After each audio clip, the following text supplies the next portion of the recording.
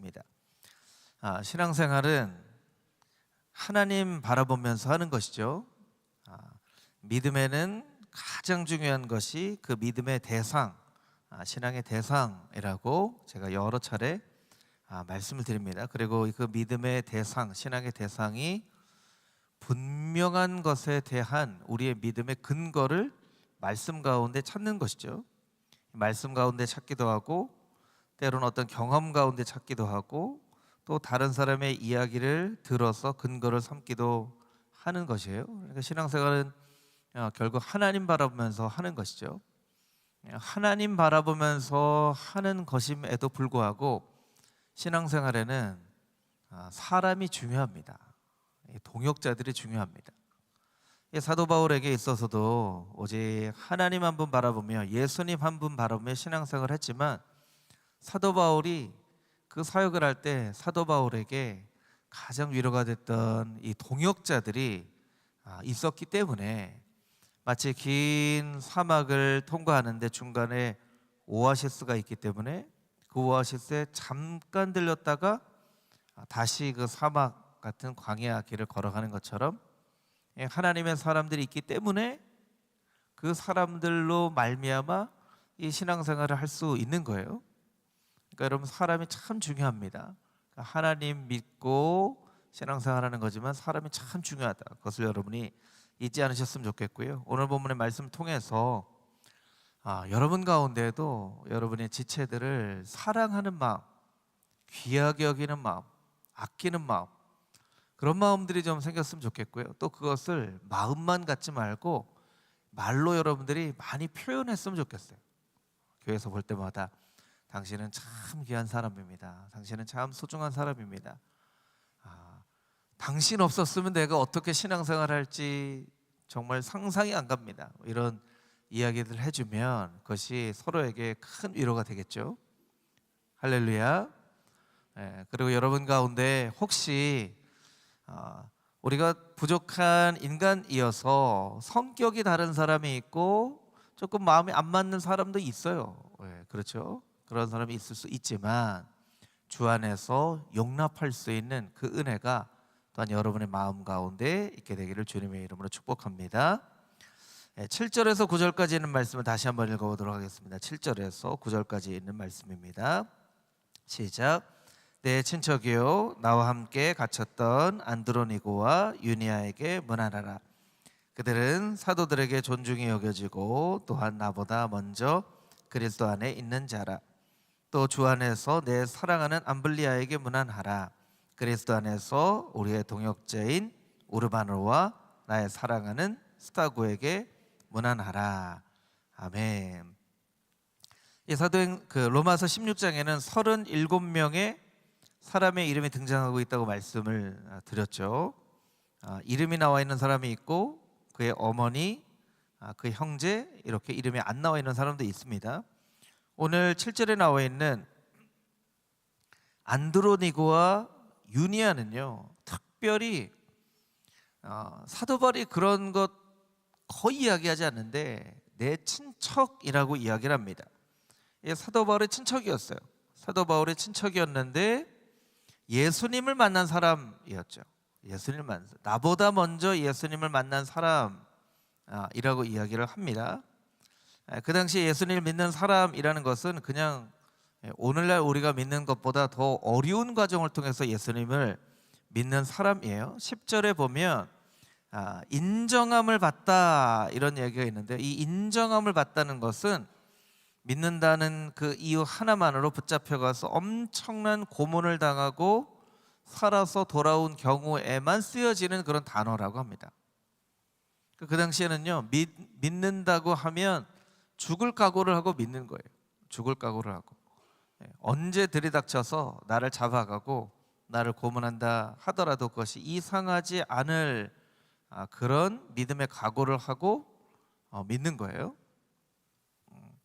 제가 한 3주 된 것 같은데요, 장신대에 가서 기도 인도를 하면서 저희 2년 선배 목사님 만난 제가 말씀드렸죠. 7월에 이 선교지에서 추방당했는데 3년 5개월 동안 감옥에 갇혀 있었던, 그래서 그 감옥에 갇혀 있었던 이야기를 들으니까 참 그런 생각이 나더라고요. 너무나 편하게 신앙생활을 해왔구나. 왜냐하면 너무 멀리 떨어져 있는 이야기 같이 느껴지는 거예요. 너무 멀리 떨어져 있는 이야기 같고, 뭐 영화 속에서나 책 속에서나 보던 어떤 그런 이야기 같은데, 바로 제가 신대원 다닐 때 형 그랬던 이 선배 형이 저를 처음에 못 알아보더라고요. 그래서 제 이름을 불렀더니 깜짝 놀라면서 반가워하고, 그런데 3년 5개월 동안 그 아내 선교사님은 아직도 그 감옥에 갇혀 있고요. 그 이야기를 들으니까 참 오늘날에도 예수님 믿는 것 때문에 정말 박해받는 그런 신앙인들이 있구나라는 것을 느끼게 돼요. 알게 돼요. 그 당시에 사람들이 그랬다라는 거예요. 그런데 여러분 한번 생각을 해볼까요? 바울의 친척이었어요. 근데 바울보다 예수님 먼저 믿었다는 거예요. 그러면 여러분 바울이 사울 되기 이전에 이 사람들이 어땠을까? 안드로니고와 유니아가 어땠을까? 아니 바울이 예수님 믿는 사람 잡으러 다니는 거예요. 그러면 친척이 가장 위험할 수 있잖아요. 그렇죠? 친척이 가장 위험할 수 있다고. 다니는데 이 안드로니고와 이 유니아가 얼마나 사도 바울을 위해서 기도했을까? 그럼 나중에 되어서야 그 바울을 만나고 내가 너를 위해서 얼마나 많이 기도했는지 아냐, 이 이야기를 했을 때 사도 바울이 얼마나 감격스러웠을까? 내가 이렇게 예수님 만나서 사울이 바울 되어진 그 이유 중에 하나는 나의 친척인 이 안드로니고 유니아의 기도가 있었구나라고 분명히 깨달았겠죠. 여러분, 여러분의 가족 중에 예수님 믿지 않는 사람들이 있으면 여러분 열심히 기도해야 됩니다. 사울이 바울 되는 것 같은 그런 변화가 언제 일어날지 어떻게 합니까? 여러분, 사울이 예수님 믿는 사람 핍박하러 다니던 때 사울이 이렇게 바울 되리라고 상상조차 할 수 있었겠습니까? 가장 예수님 믿지 않을 것 같은 사람 1등이 아마 바울이었을 거예요. 하나님은 능치 못하신 일이 없으시기 때문에 그 사울을 바울로 만드시는 거예요. 여러분, 왜 여러분의 삶 가운데는 그런 일이 일어날 수 있다고 생각하지 않으시는 거예요? 저는 여러분들이 여러분의 삶 가운데도 그런 일이 일어날 수 있다고 믿게 되기를 주님의 이름으로 축복합니다. 하나님께 능력이 있기 때문에 그래요. 여러분, 사울이 바울 되는 것을 보고 이 안드로니고와 유니아의 역할이 너무나 중요했다라는 것을 우리가 깨달아 알 수 있는 거예요. 9절 말씀에 보면 우르바노와 수다구라고 얘기를 하는데요, 사랑하는 나의 동역자라고 이야기를 합니다. 이 동역자라는 말은요, 잘 아는 사람이라는 뜻이에요. 여러분, 내가 잘 아는 사람 이야기할 때는요, 더 많이 알려진 사람을 이야기할 때가 있어요. 제가 이제 오늘의 교회에서 사역을 오랫동안 하다 보니까 가끔씩 그냥 사석에서 친하게 이렇게 좀 물어보시는 분들이 이렇게 좀 물어보시는 분들이 있어요. 오늘의 교회에서 연예인 누구누구 보셨어요? 연예인 본 게 좀 궁금한가 봐요. 좀 궁금할 수 있을 것 같아요. 연예인은 이렇게 멀리 있는 사람이니까. 연예인 누구 보셨어요? 그 사람 보니까 어때요? 그렇게 물어보세요. 사람들이요, 유명한 사람 알고 있다 그러면 그게 이거 내가 아는 사람이야.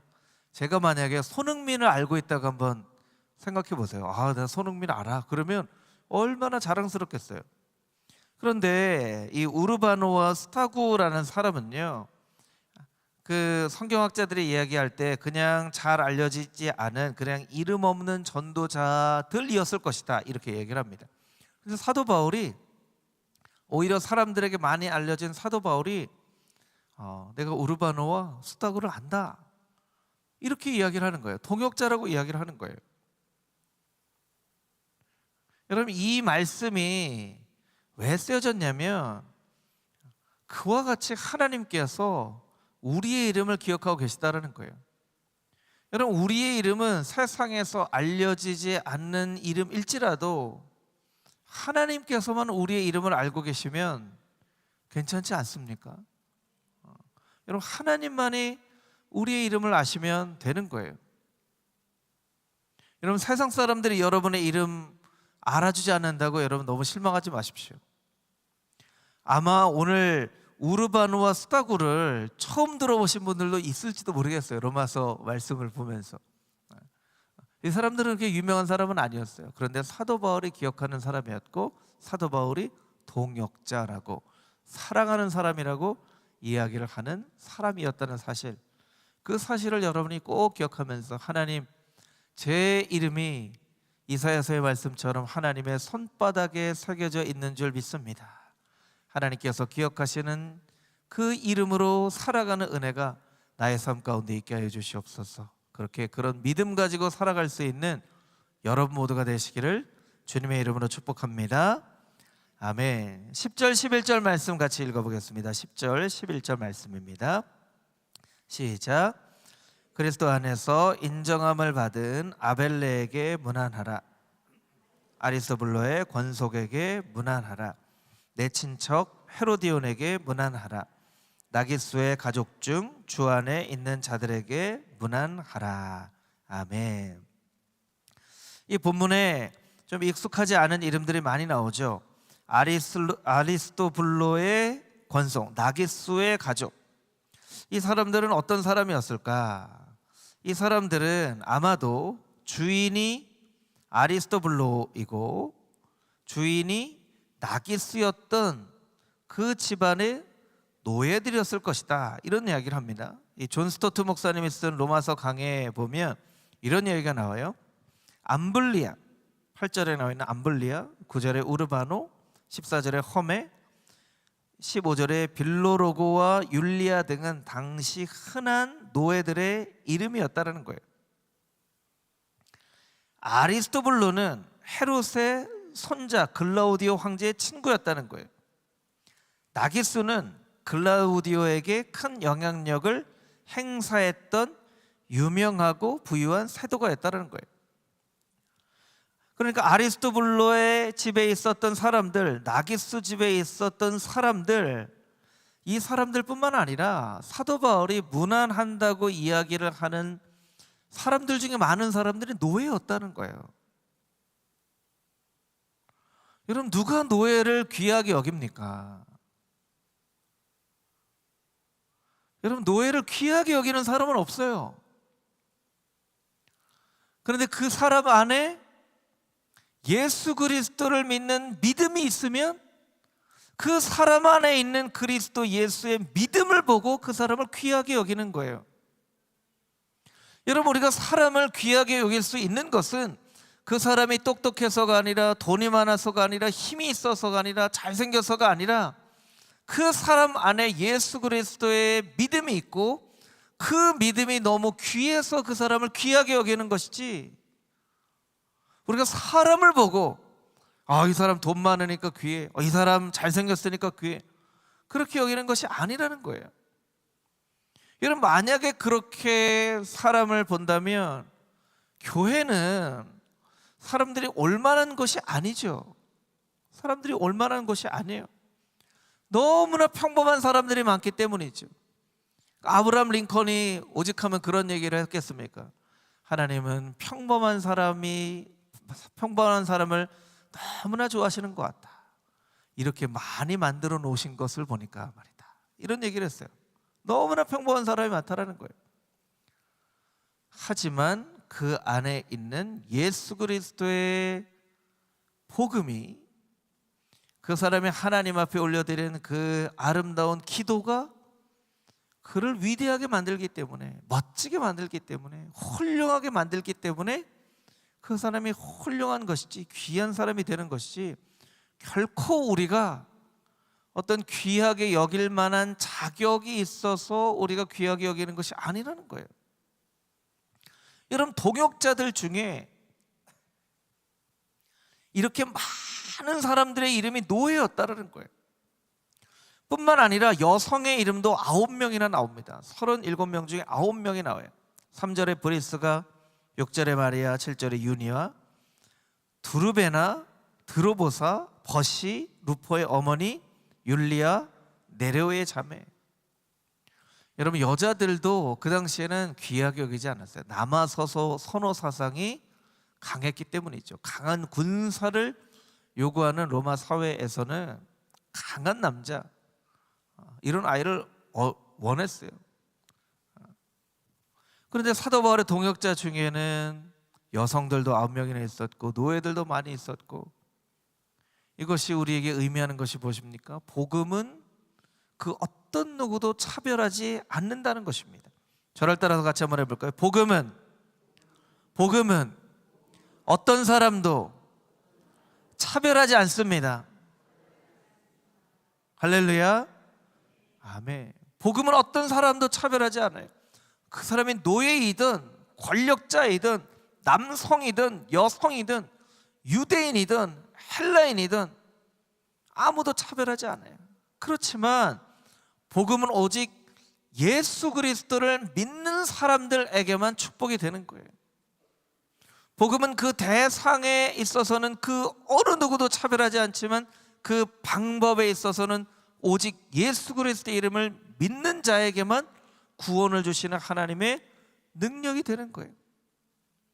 황제에도 특별 대우가 없어요. 구원을 받는 것에는요, 황제나 권력자나 부자나 바울의 가족이라 할지라도 나 바울의 가족이기 때문에 나 구원 안 해요. 그런 게 없어요. 어느 날 제가 제 아이들을 위해서 기도하다가 그 생각이 들었어요. 목사 아들이라고 목사 딸이라고 반드시 훌륭한 신앙인이 되리라는 보장이 어디 있습니까? 어디 있어요? 정말 우리의 자녀들이 인격적으로 예수를 만나고 자기 입술로 예수 그리스도를 주로 신하고 고백하고 예수님만 믿고 따르는 자녀가 되도록 진짜 열심히 기도해야 되겠구나. 여러분, 그렇지 않습니까? 선교사의 자녀라고 목사의 자녀라고 신앙의 4대손 할아버지부터 예수님을 믿었다 하더라도 자기가 자기 입술로 예수 그리스도를 주로 신해야 구원을 받는 것이지, 그것이 어떤 복음에 대한 특별 대우를 주지 않는다는 거예요. 여러분, 그러니까 복음을 우리가 잘 이해해야 하는 거예요. 그래서 우리에게는 참 분별력이 있어야 됩니다. 누구도 차별하지 않는 예수님과 바울의 사랑의 분별력이 있어야 되고요. 그 어떤 누구도 차별하지 않는 사랑의 분별력이 있어야 되고, 그 사람의 마음 가운데 믿음이 있는가 없는가를 깨달아 알 수 있는 믿음의 분별력이 있어야 돼요. 또 죄와 죄인을 구별할 수 있는 영적인 분별력이 있어야 돼요. 여러분, 예수님은 죄인에 대해서는 가까이 올 수 있도록 용납을 하셨어요. 왜냐하면 죄인들이 예수님을 만나야 복음을 알게 되죠. 예수님을 만나지도 못하는데 어떻게 복음을 얻습니까? 나는 의인을 부르러 온 것이 아니라 죄인을 부르러 왔다. 죄인들에 대해서는 예수님께서 용납을 하셨죠. 죄에 대해서는 예수님께서 절대로 용납을 하지 않으셨어요. 죄와 죄인을 딱 잘라 구별하기가 쉽지 않지만 죄와 죄인을 분별할 수 있는 영적인 분별력이 있어야 돼요. 그렇지 않으면 우리가 죄에 대해서 나도 모르는 사이에 거부감 없이 죄가 그냥 들어오도록 놔둘 수 있다는 거예요. 반대로 죄인들에 대해서는 절대로 가까이 오지 못하도록 예수님과 반대되는 그런 모습을 할 수 있다는 거예요. 여러분, 죄와 죄인들을 구별할 수 있는 영적인 분별력들이 저 여러분들에게 있게 되기를 주님의 이름으로 축복합니다. 할렐루야, 아멘. 사도 바울의 통역자들을 통해서 이런 것들을 우리가 알 수 있다는 거예요. 우리 마지막으로 12절에서 16절까지 있는 말씀을 같이 읽겠습니다. 12절에서 16절 말씀입니다. 주 안에서 수고한 두르베나와 두르보사에게 문안하라. 주 안에서 많이 수고하고 사랑하는 버시에게 문안하라. 주 안에서 택하심을 입은 루포와 그의 어머니에게 문안하라. 그의 어머니는 곧 내 어머니니라. 아순그리도와 블레곤과 허메와 바르도바와 허마와 및 그들과 함께 있는 형제들에게 문안하라. 블롤로고와 율리아와 또 네레오와 그의 자매 올름바와 그와 함께 있는 모든 성도에게 문안하라. 너희가 거룩하게 입맞춤으로 서로 문안하라. 그리스도의 모든 교회가 다 너희에게 문안하느니라. 아멘. 12절 말씀에 보면 주 안에서 수고하다라는 단어가 두 번이나 나오죠. 주 안에서 수고한 두르베나와 그 밑에도 주 안에서 많이 수고하고 사랑하는 버시에게 이 수고하다라는 단어는요, 오늘날 우리가 이야기하는 것처럼 아유 수고 많이 하셨습니다 이런 수고가 아니에요. 여기 나와 있는 이 수고, 코피아오라는 단어는 원래 어떤 강력한 노력을 의미하는 단어라고 합니다. 어떤 강력한 노력, 무언가를 얻기 위해서 정말 전심전력을 쏟아서 그것을 얻고자 하는 그런 노력을 의미하는 거예요. 이 수고는 사랑의 수고를 의미합니다. 데살로니가전서 1장 3절 말씀에 이런 말씀이 있습니다. 우리 자막으로 한 목소리 같이 읽어보겠습니다. 시작.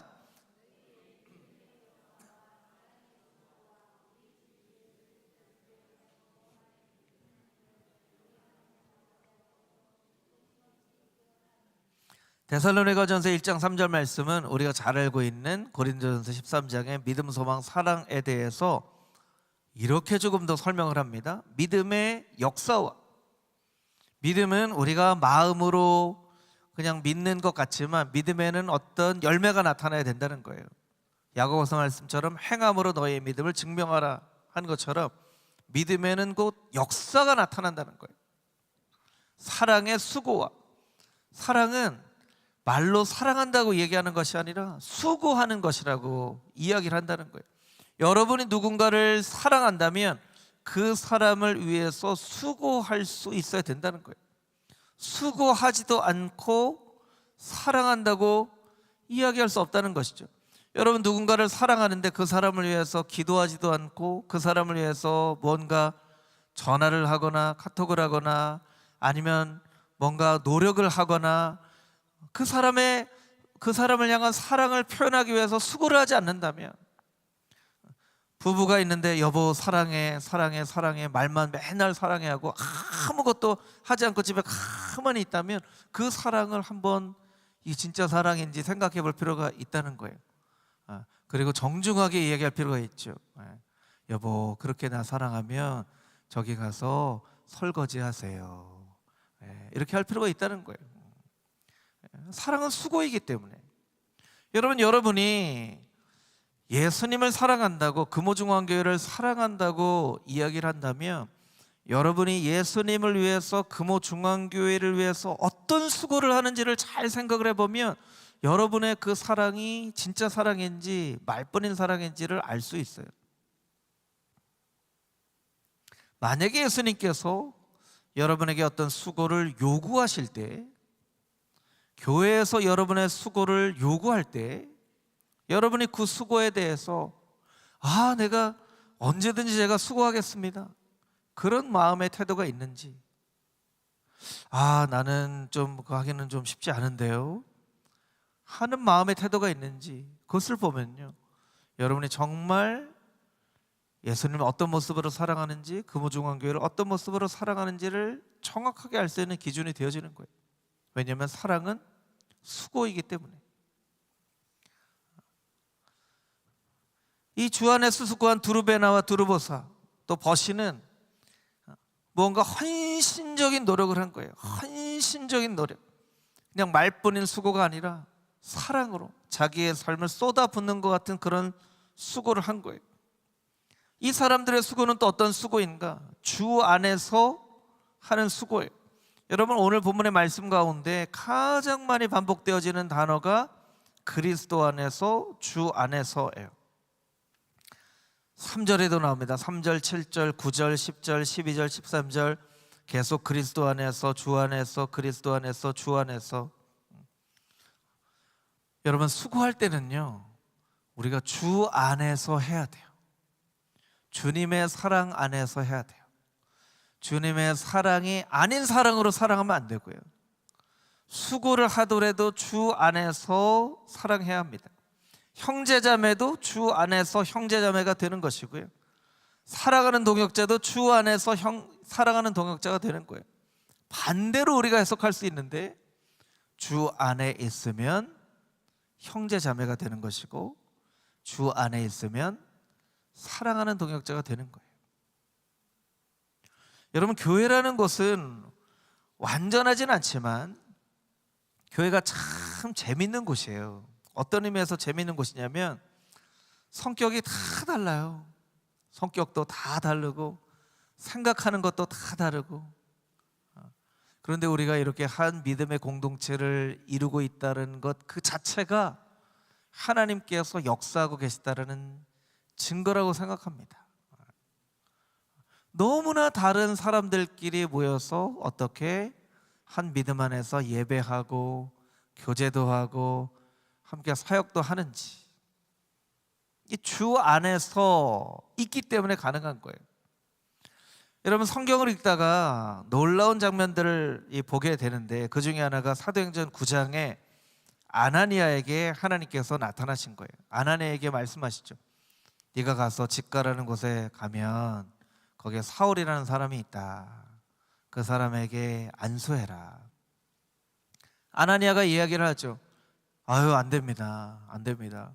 그 사람 예수님 믿는 사람 잡으러 다니는 사람입니다. 핍박하는 사람입니다. 많은 해를 끼쳤다고 들었습니다.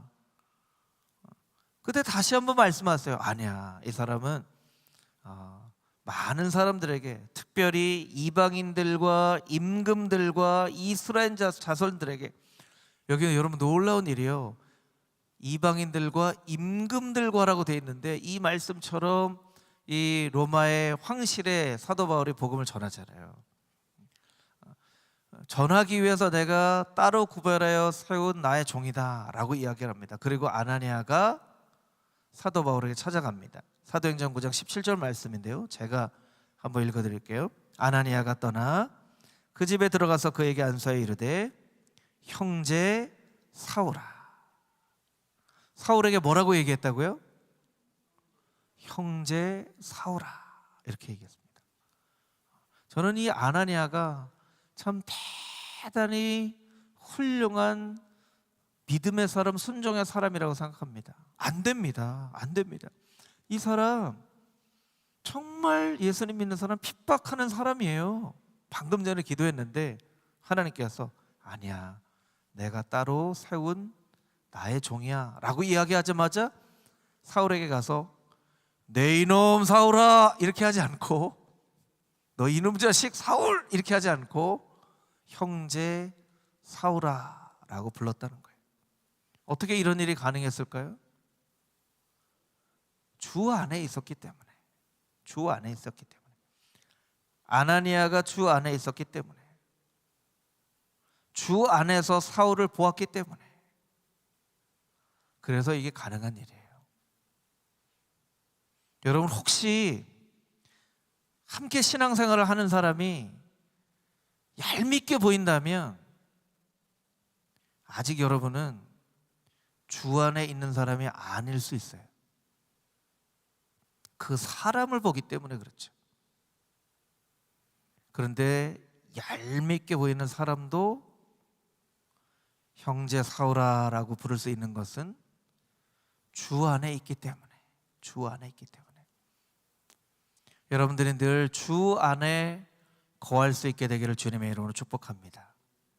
그럴 때에 핍박자 사울도 형제로 보게 될 수 있는 그 은혜의 마음이 여러분의 마음에 생길 거예요. 여러분, 언제까지 남 탓하고 신앙생활 하실 겁니까?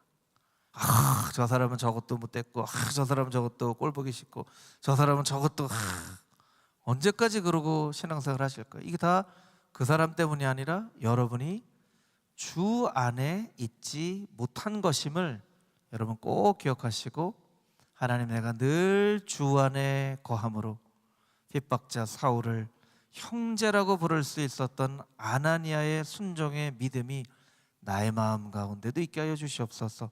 그렇게 간절히 기도하며 나아갈 때 함께 신앙생활하는 금호중앙교회 모든 성도들이 사도 바울의 귀한 동역자처럼 여겨질 수 있는 놀라운 은혜가 여러분의 삶 가운데 있게 되기를 주님의 이름으로 축복합니다. 할렐루야, 아멘.